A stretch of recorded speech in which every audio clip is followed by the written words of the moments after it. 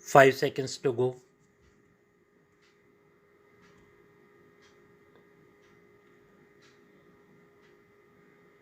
Start. Mr. Chairman, sir, I am extremely grateful to you for having given me an opportunity to take part in this debate. First and foremost, I would like to thank the honorable members for their very impressive homework and the deep interest they have taken in this subject of national interest, which is so very important for our survival and for our economic development. As many members have pointed out, that the national security or the question of defense is not only in the realm of soldiers, sailors, and airmen, but in this modern security environment, the entire country has to be geared to face any eventuality. If such an eventuality does arise, and many of the members have given their weighty suggestions that apart from gearing up the morale of the armed forces, the morale of the country must also be geared up, the economic strength must also be geared up. Our late Prime Minister had, in this regard, said that the strength of the country is not only the strength of the armed forces but also the economic strength of the country, the industrial capacity, and the indomitable spirit of the country. Therefore, sir, it is very heartening that we are all unanimous in this approach to the problem, that should our country face such an eventuality, we should have to rise like one person. Sir, as is the procedure and the practice, the debate was initiated by an honorable member from the opposition, and knowing my friend who is a very intelligent lawyer, he has very intelligently gone into the question of defense planning, perspective planning, and has also gone into the aspect of planning within the ministry concerning all sections, and has brought in a host of subjects, both geopolitical, geostrategic, as well as the defense supplies. One of my honorable friends here had this to comment, that the honorable member has probably not gone through the annual report, and had he done so, he would not have raised some of the questions which he did raise. Sir, I will not be naive enough to any member who has not gone through the report. He has very much gone through the report. Not only has he gone through the report, but he has also gone through a lot of printed material very intelligently and has given his political assessment of the question of national defense planning.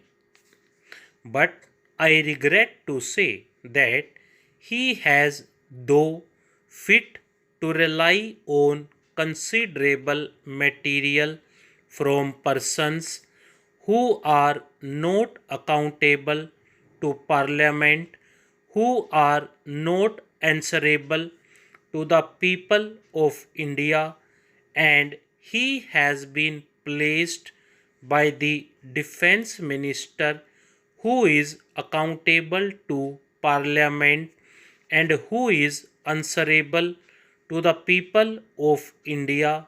And if he had gone through the report right from the first chapter of the national security environment, the organization functions, defense plan, and the chapter on army, the various schemes of the services within the army, the navy, air force, coast guards, defense production units, defense research and development, etc. Then, for all the points which he has raised in his speech and the comments which he has made, the answers are very much there. It would not be possible for me to answer all the points because apart from him, there are many other honorable members who have raised a lot of points. Some of them are repetition, some of them are new points, but I would confine myself to 7 or 8 points and answer those. One of the points raised was about the civilian defense employees of the ordnance factories, about their requirements and their ongoing strike because my minister could not go to their function on 23rd February. But I think it was more of an ironical remark than a serious one, because on the 23rd February was the President's address, and my minister could not possibly be away from the President's address, and secondly, the strike notice was given on 7th March.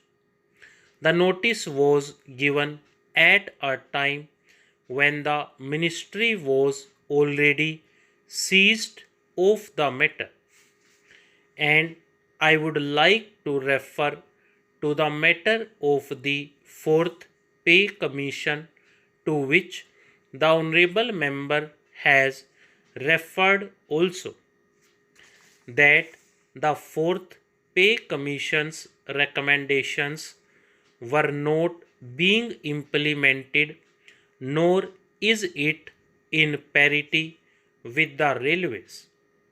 That fact is that the fourth pay commission had recommended 5 scales of pay in which the industrial workers should be fitted in after getting their jobs evaluated by an expert classification committee. The Ministry of Defense had accordingly appointed an expert classification committee who, on the basis of the point rating system, determined the point score for various jobs. However, they recommended the placing of industrial workers in 9 scales of pay. Even though the federations have participated in the deliberations of the expert classification committee, the federations demanded the fitment of workers in 5 scales of pay as recommended by the Pay Commission, and it is being considered by us. Stop.